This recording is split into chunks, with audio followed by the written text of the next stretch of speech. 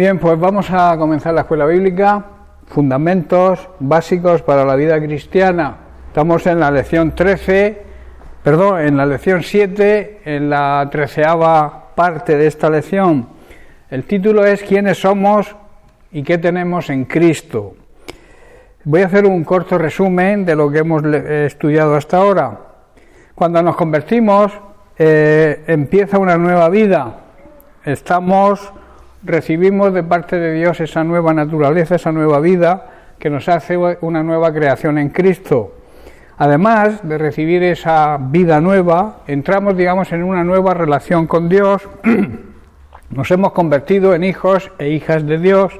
Conocemos al único Dios verdadero y a su enviado, a Jesucristo. También tenemos paz con Dios y la paz de Dios en nosotros. Estamos reconciliados con Dios, hemos hecho las paces con Él y también se nos ha encargado el ministerio de la reconciliación. Somos posesión de Cristo, le pertenecemos a Cristo porque Él pagó nuestro rescate. No solo somos sus hijos, sino que Él es nuestro Padre y como tal debemos tratarlo con la honra, el respeto y la obediencia que merece un padre. Y también de parte de Él recibimos una nueva identidad. También que hemos sido hechos herederos y coherederos con Cristo, de esa herencia eterna que está en los cielos, que es la vida eterna, que está reservada para todos los hijos y las hijas de Dios. Debemos saber la realidad de la vida eterna y también la realidad de la muerte eterna. Los que aceptan a Jesucristo, los salvos, aquellos que han comprometido su vida en el servicio a Dios, tienen vida eterna, pero aquellos que lo niegan, aquellos que lo rechazan, que no admiten, que rechazan su amor y su misericordia, lo que tienen es otra realidad, que es la muerte eterna. Por tanto, la vida eterna es nuestra meta. Y no debemos perder de vista la vida eterna. Tenemos que enfocar toda nuestra vida aquí en esta tierra, enfocarla en que aquí estamos de paso y nuestra meta, nuestro propósito, nuestro enfoque principal debe estar dirigido a esa vida abundante que ya empezamos a vivir aquí, a esa vida plena que el Señor nos ofrece para aquí en esta vida terrenal, como digo, y también para toda la eternidad.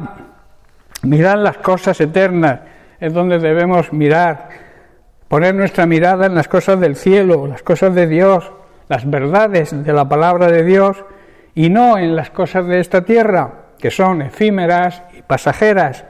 Esto tendrá una gran relevancia, una gran consecuencia en nuestra vida. Por tanto, ¿dónde debemos mirar? ¿Dónde estamos mirando en realidad? La Biblia enseña que tenemos que poner nuestros ojos en Jesús, fijar nuestra mirada en el ministerio de Jesús, en lo que Jesús hizo, lo que Jesús nos enseñó y el significado de su muerte y su gloriosa resurrección, que es traernos vida, darnos vida y nada más y nada menos que vida eterna.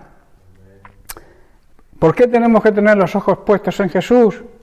Porque Él es el autor y el consumador de la fe, o sea, donde se inicia la fe y donde la perfección la perfecciona. Jesús es el que perfecciona la fe se perfecciona con la obediencia y Jesús fue obediente en todo.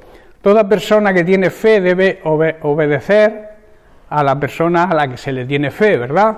En este caso nosotros, si tenemos fe en Dios, debemos obedecer a Dios. La nueva relación con Dios también decíamos que conlleva que hemos sido transformados de gloria en gloria, y este es el tema que empezamos a trabajar la semana pasada, y hemos sido transformados en esa gloria en gloria en la misma imagen, como por el Espíritu del Señor. Lo leíamos en 2 Corintios capítulo 3, verso 18, donde dice: por tanto nosotros todos, mirando a cara descubierta como en un espejo la gloria del Señor, somos transformados, o sea, hay un cambio en la esencia. Una transformación no es un cambio, físico, un cambio externo, es un cambio en la esencia, en nuestro interior. Y ese cambio, a través de ese cambio somos transformados de gloria en gloria en la misma imagen de Cristo, como por el Espíritu del Señor. Pablo usa aquí las siguientes palabras: mirando como en un espejo. Por tanto, nosotros todos, dice la palabra de Dios, mirando a cara descubierta, o sea, sin ningún tapujo, sin ninguna máscara, sin ninguna careta de hipocresía, como en un espejo. Aquí debemos hacer algunas consideraciones. Aquí se presenta la palabra mirar y reflejar. En el idioma griego este verbo tiene un doble significado, que es precisamente, o sea, cuando dice mirando, se refiere a mirar para poder reflejar. ¿Estáis comprendiendo? Cuando yo miro la gloria de Dios, cuando Moisés miró por la rendija de la peña y vio el resplandor de su gloria, ese resplandor quedó reflejado en su rostro, a lo que se refiere Pablo en este sentido. Por eso significa mirar, hay que mirar para luego poder reflejar. En las diferentes traducciones bíblicas, a veces el verbo es traducido como mirar y en otras como reflejar. Vamos a ver algunos ejemplos. En la Reina Valera, que es la Biblia más común que nosotros trabajamos en ella, dice, por tanto nosotros todos mirando, aquí emplea la palabra mirando. La Biblia de la Palabra dice, pero nosotros todos con el rostro descubierto, contemplando, habla de contemplación, que también significa lo mismo, pero emplea otra palabra. En la Biblia de Jerusalén, que es la Biblia católica, dice, mas todos nosotros que con el rostro descubierto reflejamos, aquí emplea la palabra reflejar. En la Nueva Traducción Viviente usa las dos palabras. Dice, así que todos nosotros, a quienes nos ha sido quitado el velo, podemos ver y reflejar la gloria del Señor. Y en la versión Reina Valera del 95, usa también las dos formas. Por tanto, dice, nosotros mirando con el rostro descubierto, mirando y reflejando. Qué extraordinario ver cómo el Espíritu Santo inspiró al apóstol Pablo a elegir esta palabra, porque para poder reflejar la gloria del Señor, primero tenemos que mirar para poder verlo y así reflejarlo. ¿Os dais cuenta? La grandeza que hay en la palabra de Dios cuando la examinas y profundizas en ella. Hermanos, todo esto nos enseña que tenemos que actuar como espejos, sin ningún obstáculo, sin ninguna máscara o careta que impida que la imagen de Cristo sea reflejada en nosotros, sea reflejada el carácter de Cristo, la gente lo vea reflejado en nosotros. En Hebreos capítulo 1, a partir del verso 1 hasta el 3, el autor dice lo siguiente: Dios, habiendo hablado muchas veces y de muchas maneras en otro tiempo a nuestros padres por los profetas, en estos postreros días nos ha hablado por el Hijo, a quien constituyó heredero de todo, y por quien asimismo hizo el universo, el cual, siendo el resplandor de su gloria y la imagen misma de su sustancia, o sea que Cristo es la esencia misma de Dios, y además dice, y quien sustenta todas las cosas con la palabra de su poder, habiendo efectuado la purificación de nuestros pecados por medio del mismo con su sacrificio, y como consecuencia, dice, se sentó a la diestra de la majestad en las alturas. Hermanos, así como la luna ilumina, pero no porque tenga luz propia, sino porque refleja la luz del sol, y así como Jesucristo es como espejo, Jesucristo refleja la gloria del Padre, ¿verdad? De la misma manera, nosotros debemos reflejar como espejos la luz de la gloria de Jesucristo. O sea, el Padre transfiere su luz al Hijo y el Hijo nos la transfiere a nosotros y nosotros tenemos que transferirla a la gente que nos rodea. Por eso nuestros espejos tienen que estar limpios. Por eso habla de cara descubierta.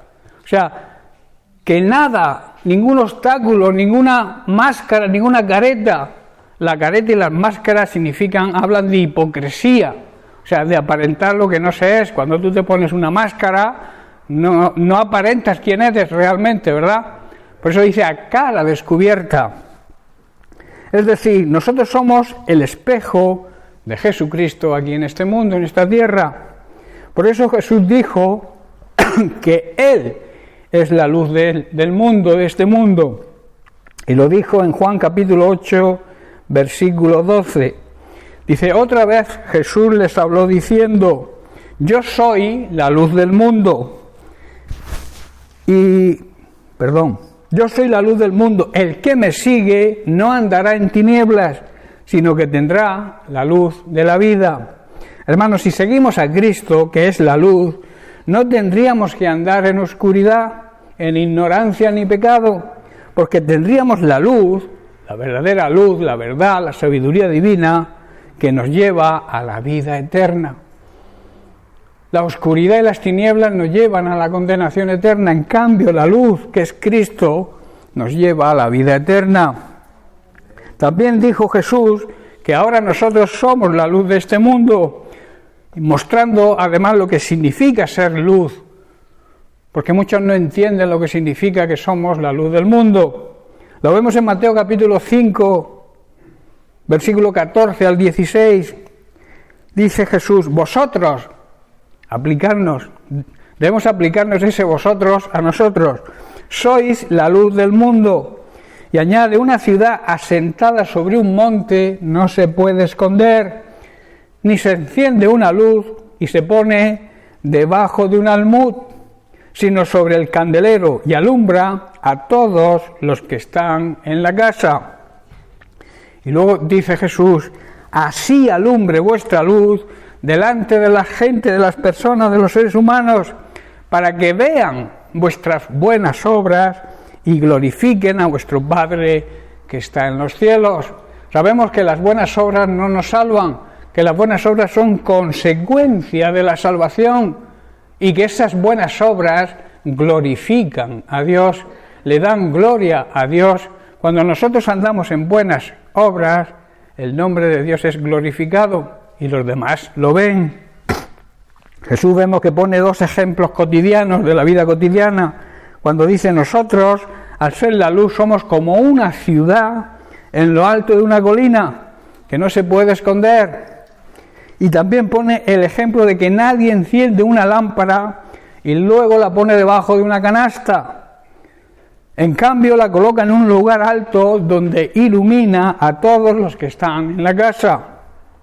O sea, Dios nos ha creado para reflejar a Jesucristo, para que el carácter de Cristo, como decía Pablo, sea formado en nosotros y así poder reflejar la gloria del Padre a través de reflejar al Hijo, que es Jesucristo. Es decir, copiar el carácter de Cristo, vivir de la manera que Él vivió. El apóstol también dice que debemos seguir sus pisadas, que significa que debemos vivir como Él vivió. Él nos vino a marcar el camino a seguir. Al contemplar al Señor, la luz de su gloria ilumina nuestro interior y nos muestra qué cosas tenemos que cambiar y qué es lo que tenemos que llegar a ser y lo que tenemos que hacer. El Espíritu Santo, al reflejar esa gloria en nosotros, nos va a revelar, nos va a mostrar cómo tenemos que hacer las cosas. Al aceptar lo que Dios nos muestra, el Espíritu Santo nos transforma, pero no nos transforma de una manera exterior, sino que nos transforma en lo más íntimo de nuestro ser. A eso se llama transformación. La transformación, que es esa palabra viene del griego metamorfos, que significa, de ahí la palabra metamorfosis, que significa un cambio en la esencia, ¿verdad? Y ponemos siempre el ejemplo del gusano que se convierte en mariposa. Hay un cambio radical en cuanto, digamos, también a la forma física, pero también a lo que uno hace y el otro después. Un gusano se arrastra por el suelo, come tierra. En cambio, una mariposa vuela más alto, tiene otra perspectiva de las cosas y además se alimenta de polen.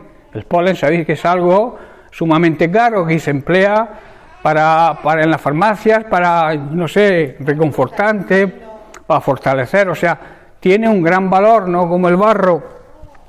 Por eso dice que al aceptar lo que Dios nos muestra, el Espíritu Santo nos transforma, hace una metamorfosis en lo más profundo de nuestro ser, y ese cambio, esa metamorfosis, las demás personas tienen que verlo. La siguiente consideración: ¿cómo podemos ver la gloria del Señor? Podemos plantearnos esa pregunta, ¿verdad? Sí. ¿Cómo puedo ver, como lo vio Moisés y lo vieron tantas personas, tantos personajes bíblicos, cómo vieron ellos la gloria del Señor? ¿Cómo nosotros podemos verla? Y hay varios ejemplos y hay algunas maneras que vamos a tratar de estudiar. La gloria del Señor podemos verla, por ejemplo, al entrar en el lugar santísimo celestial por medio de la fe y de la oración. No acercarnos al Señor de una manera, digamos, fría, de una manera lejana, sino buscar la intimidad, la buena relación con el Señor cada día. Así podremos ver la gloria de Dios.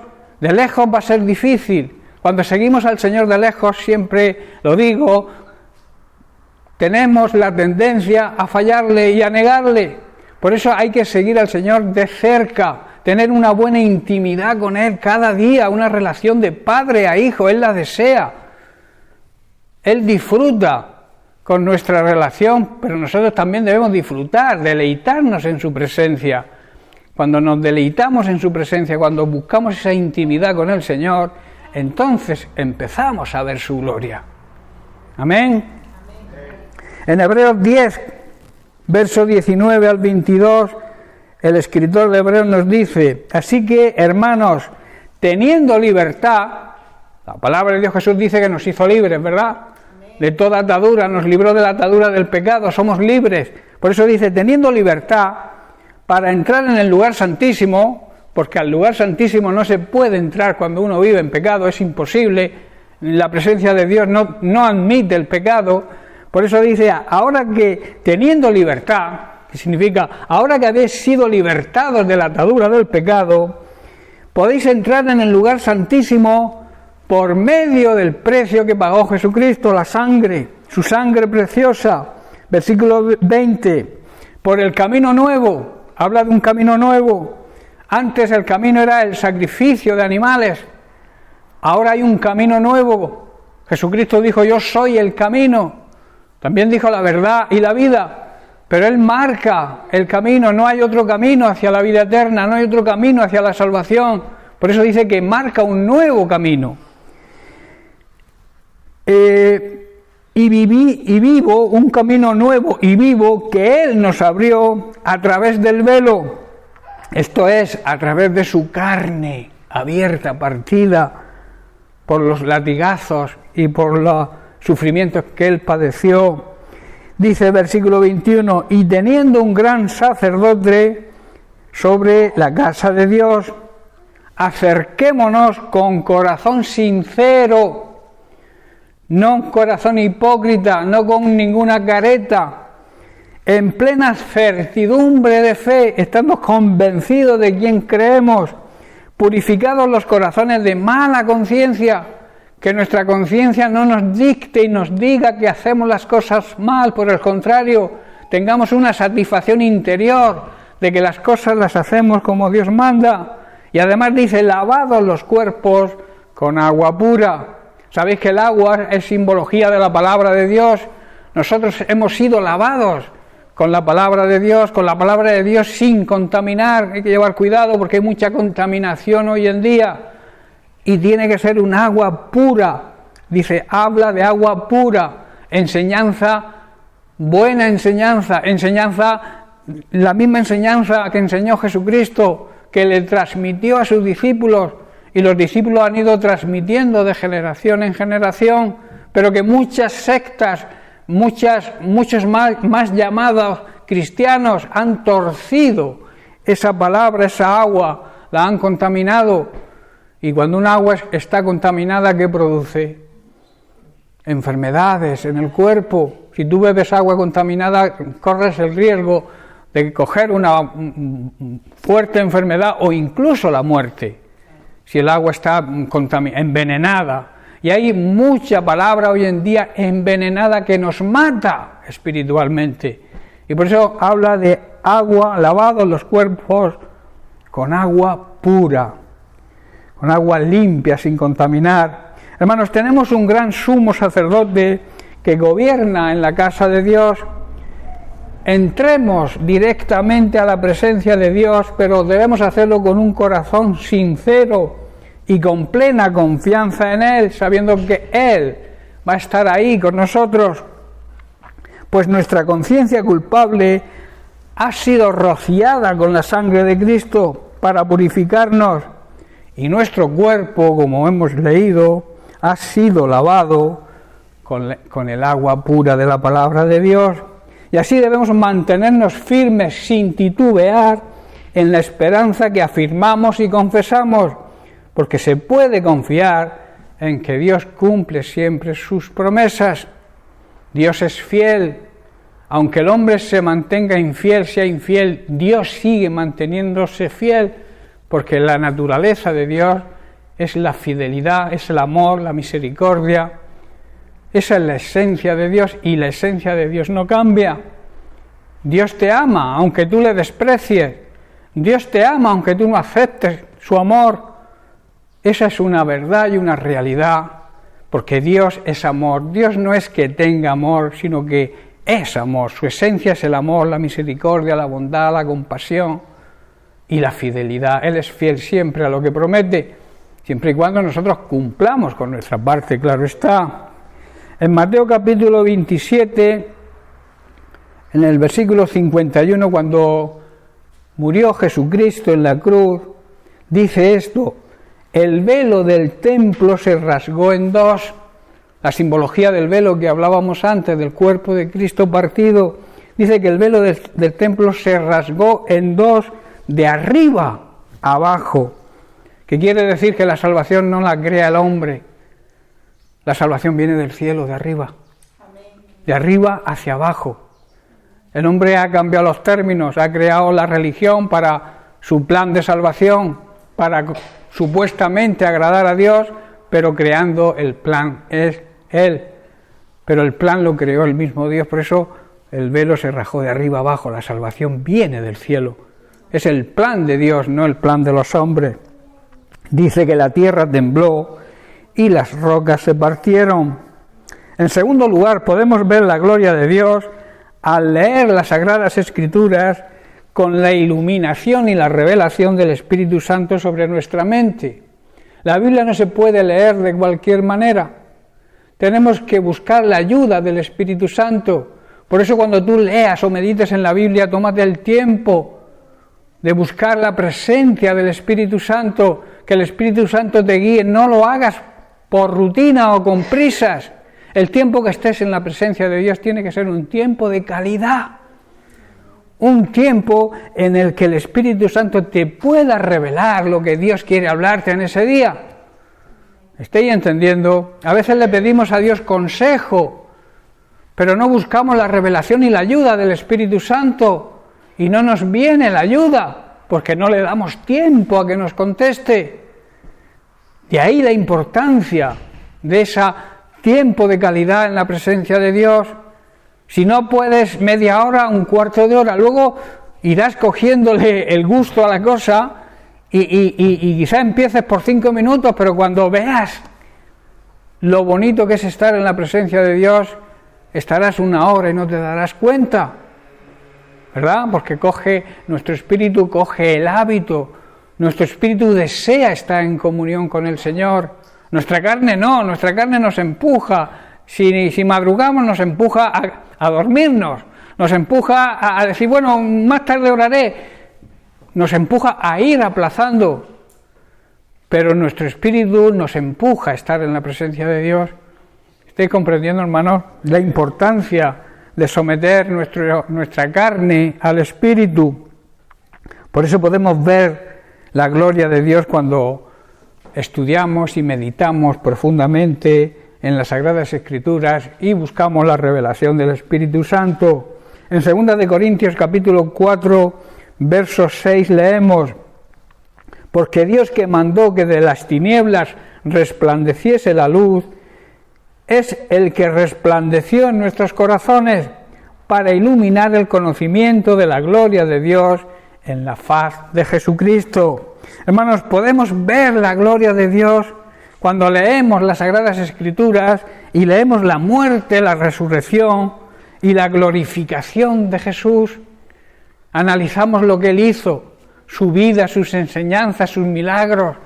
Luego vemos lo que hizo en el sacrificio, se sacrificó por nosotros llegando a la muerte física, dedicó su vida a servirnos. Él dijo: no he venido a que me sirváis, yo he venido a serviros y a dar mi vida por muchos. Y también darnos cuenta de que luego fue glorificado. Cuando leemos eso, cuando profundizamos con la ayuda del Espíritu Santo en esos temas en la Biblia, estamos viendo la gloria de Dios. Porque estamos viendo la gloria de Jesús, la gloria de Jesucristo, que es Dios. Al recibir la revelación de Dios, Pedro, el apóstol Pedro, llegó a saber quién era Jesús, porque Dios el Padre se lo reveló a través de su Espíritu. ¿Verdad? Lo vemos en Mateo capítulo 16, a partir del verso 13, donde dice: viniendo Jesús a la región de Cesarea de Filipo, preguntó a sus discípulos diciendo: ¿quién dicen las personas, la gente, los hombres, que es el Hijo del Hombre? Ellos dijeron, unos Juan el Bautista, otros dijeron que era Elías, y otros Jeremías, y otros algunos de los profetas. Pero él les dijo: ¿y vosotros quién decís que soy yo? Respondiendo Simón Pedro, que era muy impetuoso, dijo: tú eres el Cristo, el Hijo del Dios viviente. Entonces le respondió Jesús: bienaventurado, o sea, bendecido, feliz, dichoso eres, Simón, hijo de Jonás, porque esto no te lo reveló carne ni sangre, sino mi Padre que está en los cielos. Pedro tuvo la revelación de quién era realmente Jesucristo. Dice el versículo 18: y yo también te digo, esta es la gran conclusión y la gran confusión, que yo llamo también, y yo también te digo que tú eres Pedro. Esa palabra Pedro significa piedra, y sobre esta roca cambia el nombre. O sea, la roca era su confesión, lo que el Espíritu Santo le reveló a Pedro. Sobre esa confesión que acabas de hacer, voy a edificar mi iglesia, y las puertas del Hades no prevalecerán contra ella. Amén. Qué tremenda revelación, ¿verdad? Y qué tremenda confusión ha creado este versículo. Con lo claro que yo lo veo y con lo claro que está, nada más que profundices un poco y veas el significado de las palabras. Porque Jesús le dijo, ahora te digo que tú eres Pedro. ¿Qué quiere decir? Piedra, piedra, roca. Roca, pero en realidad lo que era una roca, una piedra. Y sobre esta roca, ahí está la cosa, y sobre esta roca edificaré mi iglesia. O sea, tu confesión de lo que el Padre te reveló, y es que la roca, la base de la iglesia soy yo. Sobre mi sacrificio, sobre mi muerte y resurrección, edificaré yo mi iglesia, y el poder de la muerte no alcanzará nunca a mi iglesia. Esa es la realidad y el tremendo significado que tiene este versículo. Hermanos, la revelación es el conocimiento de lo sobrenatural. A través del Espíritu Santo se llegan a entender las cosas sobrenaturales. Porque si no, es imposible. Sin la ayuda del Espíritu Santo tú podrás entender lo natural, pero nunca lo sobrenatural. Pero cuando buscamos la revelación, la ayuda del Espíritu Santo, esas cosas sobrenaturales son reveladas a nuestro corazón, a nuestro espíritu, y las podemos entender. En Mateo capítulo 11, versículos 25 al 27, dice así: en aquel tiempo respondiendo Jesús dijo: te alabo, Padre, Señor del cielo y de la tierra, porque escondiste estas cosas de los sabios y de los entendidos y las revelaste a los niños. Sí, Padre, porque a ti te agradó. Todas las cosas, añade, me fueron entregadas por mi Padre, y nadie conoce al Hijo sino el Padre, ni al Padre conoce a alguno sino el Hijo, y aquel a quien el Hijo lo quiera revelar. A los que estaban allí les dijo, y esto es de aplicación para nosotros hoy, mi Padre me lo ha dado todo, y es el único que me conoce de verdad, porque soy su Hijo. Yo te pregunto, ¿te conoce a ti Dios de verdad? ¿Eres su Hijo? Todo buen padre conoce a sus hijos, tiene el cuidado de conocer y de saber los gustos y saber también los fallos y los defectos de cada hijo. El Señor nos conoce a sus hijos de esa manera. Dice, nadie conoce tampoco a mi Padre tan bien como lo conozco yo. Eso habla de una relación, pero de las dos partes. El Hijo conoce al Padre porque tiene una buena relación con Él, y el Padre conoce al Hijo porque también tiene esa buena relación con Él. Se siguen de cerca. De ahí, vuelvo a repetir, la necesidad de seguir al Señor de cerca, buscarlo en la intimidad cada día, tener esa relación de padre a hijo, porque Él es nuestro Padre, es nuestro Dios y le debemos el respeto, es nuestro Rey, el respeto que se debe a un Rey, la soberanía, aceptar su soberanía, aceptar su máxima autoridad, pero también aceptarlo y recibirlo como nuestro Padre Celestial. Y un padre quiere lo mejor para sus hijos. Un padre bueno ama a sus hijos, protege a sus hijos, y es lo que hace Dios con nosotros. ¿Sabéis que una de las bendiciones que Dios nos da es el castigo? Aunque parezca una contradicción. Es la disciplina, mami. El castigo es la disciplina. El castigo, cuando hay que hablar las cosas como son y no tener miedo a como se dice. Dios nos castiga, claro que nos castiga, como un buen padre castiga a un hijo. Le podemos decir más suave, disciplina, pero disciplinar es castigar, es corregirlo, es llevarlo por el sitio derecho. Y una de las bendiciones que recibimos de Dios es cuando nos disciplina. Porque la disciplina tiene un resultado que a lo mejor en el momento no lo vemos, porque no es bueno, el que disciplina se siente mal y el que ha sido disciplinado también se siente mal, pero al final es una bendición, porque trae cambios a nuestra vida. Los padres corrigen, castigan porque aman a sus hijos y tenemos que verlo de esa manera. Bien. Jesús aquí nos está haciendo también cuando dice, por eso quiero hablarles a otros acerca de mi Padre, para que ellos también puedan conocerlo. Aquí, indirectamente, o yo diría directamente, el Señor nos está haciendo un llamado. Nos está haciendo un llamado a su iglesia, recordándonos la obligación y la responsabilidad que tenemos que llevar a cabo la Gran Comisión, hermanos. Hablarle a los demás de nuestro Padre Celestial, hablarle a los demás de lo que nuestro Padre hizo y lo que hizo Jesucristo por nosotros, para que ellos también puedan conocer y ver la gloria de Dios. ¿Estáis comprendiendo? Otra consideración. Muchos siervos de Dios vieron su gloria.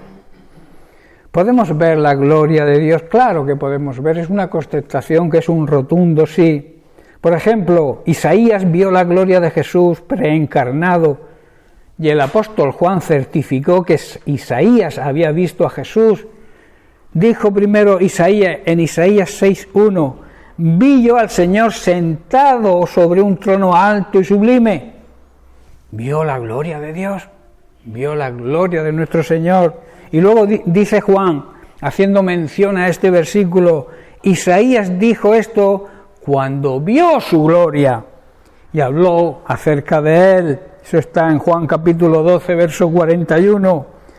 Juan y otros más vieron la gloria de Dios.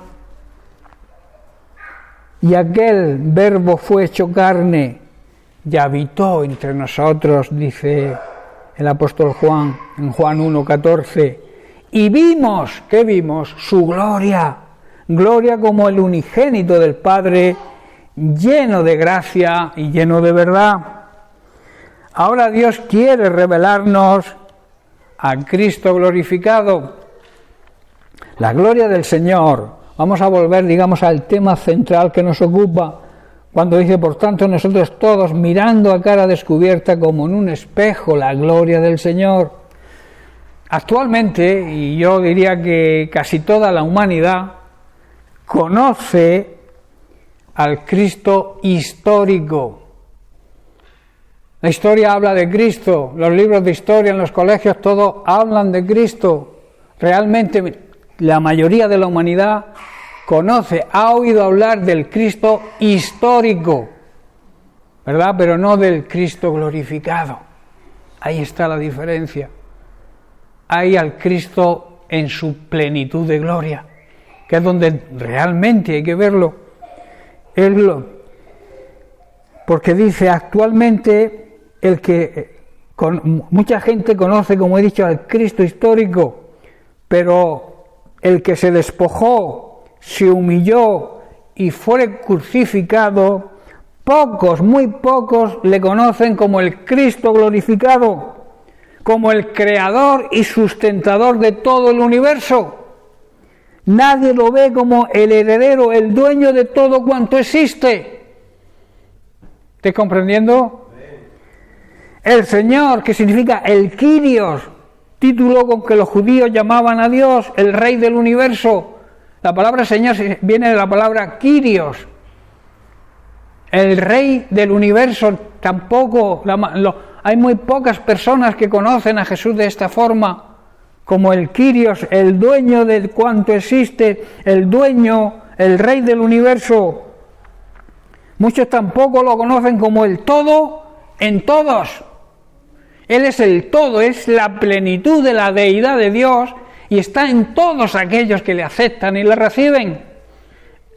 Así hay pocas personas que conocen a ese Cristo, ¿verdad?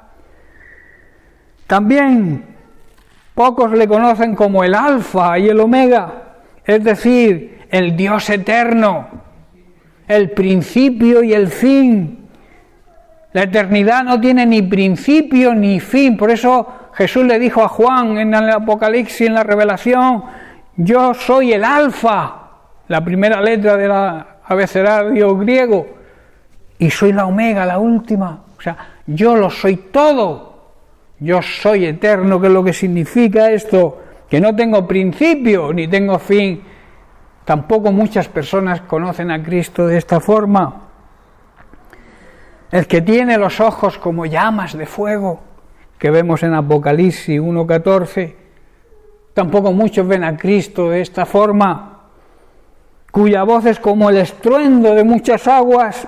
El versículo siguiente, versículo 15, el que tiene, escuchad bien, toda la potestad, toda la autoridad en los cielos y en la tierra.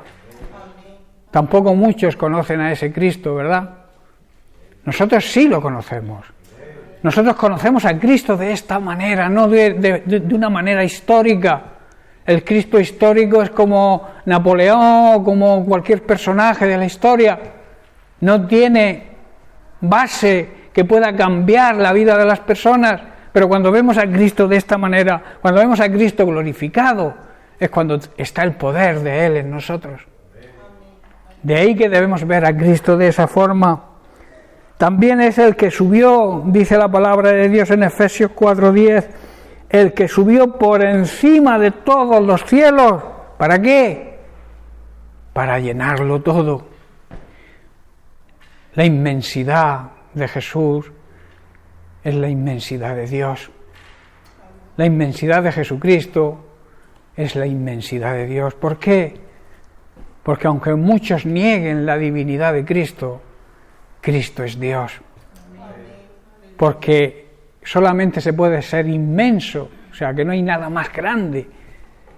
Solamente se puede ser así si eres Dios.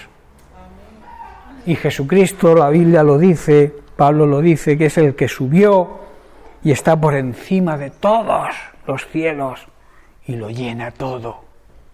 Tremenda revelación, ¿verdad? El apóstol Pablo también tenía la revelación del Espíritu Santo cuando tenía trato con Jesús, cuando tenía trato con Dios. era dirigido por el Espíritu Santo, y de ahí las grandes revelaciones que encontramos de Pablo y de otros muchos discípulos, si nos ponemos a analizar sus vidas. Si solamente, hermanos, ya estoy terminando por hoy, si solamente, hermanos, conocemos a Jesucristo como el Cristo histórico, el que caminó por Galilea, nuestra fe no es muy grande. Más bien no hay fe en eso, en conocer a Cristo históricamente como una persona que supuestamente la gente dice que era el Hijo de Dios, que bajó a esta tierra y que caminó por Galilea. Eso realmente no es tener fe. Pero si le conocemos, hermanos, como el Cristo glorificado, el Cristo actual, porque ahora mismo no está en una cruz como la religión lo tiene, colgado en una cruz todavía. La religión lo tiene de dos formas, o en los brazos de María como un niño, o crucificado en una cruz. Pero el Cristo glorificado está sentado a la diestra del trono de la majestad de Dios el Padre. Y es como debemos ver los cristianos hoy en día a Jesucristo, no recordarlo como lo recuerdan los libros de historia, sino recordarlo como el que cambió el sentido de la humanidad. Él cambió los tiempos. Desde que Jesús vino, la tierra o el tiempo en la tierra se divide en antes de Cristo y después de Cristo. Eso significa algo, hermanos, que el mundo no se da cuenta. Cuando se habla de años, se dice el 300 antes de Cristo o el 2000 después de Cristo. Eso habla de que el poder de Dios cambia los tiempos y estamos en el tiempo de Dios y el Señor marca el camino de esta humanidad. Por eso, hermanos, debemos seguir conociendo cada vez más a Jesucristo, pero de una manera gloriosa, del Cristo actual, no el Cristo de la historia, el Cristo actual que resucitó de entre los muertos, que fue sepultado pero que la muerte no le pudo vencer. Ahí está la victoria sobre el enemigo, sobre Satanás. Satanás creía que llevándolo a la cruz le había vencido y se equivocó. Ahí fue donde Cristo ganó la batalla al morir, pero luego al tercer día, como habían prometido los profetas, porque estaba escrito, resucitó de entre los muertos, o sea, venció a la muerte. Y hoy es el único, hasta el día de hoy, el único que ha resucitado y sigue vivo. Porque Jesús resucitó a varias personas, pero después volvieron a morir y están esperando la resurrección de los muertos en el tiempo final. Pero el único que murió y resucitó fue Cristo Jesús. Y esa resurrección gloriosa a mí me da vida. A nosotros los que creemos nos da vida. Vivimos de una manera total. Vivimos en espíritu. El mundo del espíritu lo tiene muerto, porque el espíritu viene de Dios. Y al negar a Dios, su espíritu está muerto. El pecado mata nuestro espíritu. Y el sistema mundano en que vivimos no valora el pecado ni las consecuencias. Be happy. Don't worry. No te preocupes, vive tu vida, es lo que significa en inglés. Pero son frases que se escuchan desde hace tiempo hasta acá. Que debemos vivir nuestra vida, no importa lo que hagamos, si perjudicamos a tu familia o perjudicas a un hermano, tú vive tu vida sin preocuparte del daño que puedas hacer al querer vivir tu vida a los demás. Eso es el enfoque del mundo actual. Y el enfoque que trajo Cristo fue diferente. Ama a tus enemigos, ora por tus enemigos, bendice a tus enemigos. Eso no lo podían entender ni lo pueden entender hoy muchas personas. Hay que vencer, y con esto termino. Jesús nos dice que debemos vencer haciendo el bien, podremos vencer el mal. No hay otra manera. Si tú te hacen daño y devuelves daño por daño, se multiplica la maldad. Pero si devuelves bien cuando te hacen mal, la cara de vergüenza se le va a caer a esa persona. Ascuas de fuego, dice la palabra de Dios, amontonarás sobre su cabeza. ¿Qué quiere decir? Se avergonzarán de ser tus enemigos y quizás se conviertan en tus amigos. Pero si guerreas con ellos, si peleas con ellos con sus mismas armas, fracaso total. A Jesucristo, ¿por qué lo crucificaron? Porque decía que era el Hijo de Dios y venía a poner paz entre los seres humanos.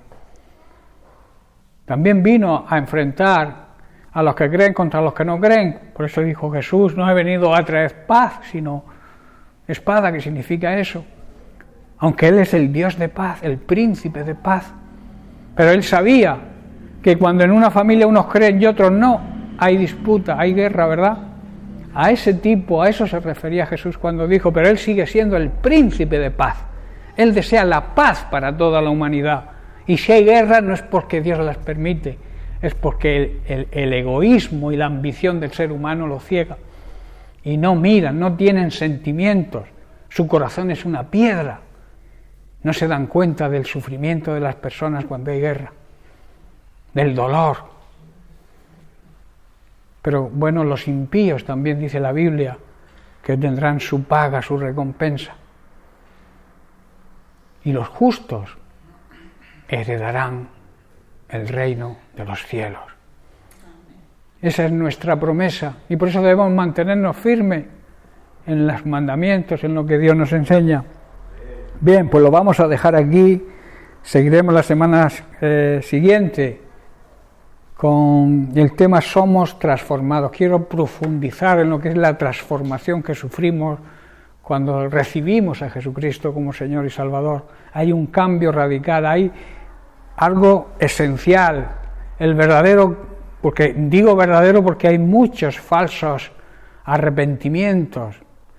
El arrepentimiento por miedo a la condenación no es arrepentimiento.